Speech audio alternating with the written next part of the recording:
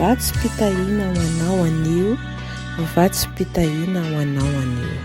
Izay hitantsika ao amin'ny tantara faharoa toko fahavito ny 14 manao hoe: raha ny oloko izay nantsoina tamin'ny anarako no avy anetrintena ka hivavaka sy hitady ny tavako ary hiala amin'ny ratsy fanaony, dia hiaino any an-danitra aho ka hamela ny elony ary hanasitrana ny taniny.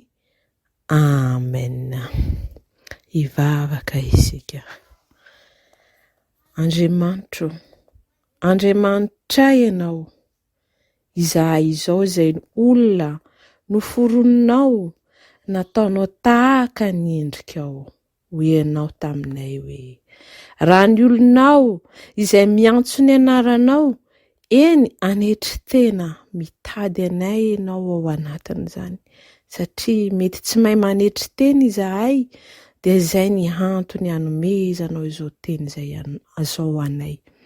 Ho ianao koa hoe hivavaka aminao, eny hitady ny tavanao, satria izay mahita anao tokoa anie Jesosy dia mahita fiainana.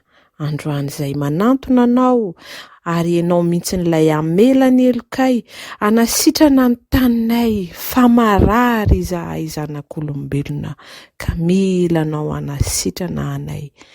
Midina renao Andriamanitro amin'izao olona noforoninao izao sy nataonao izao.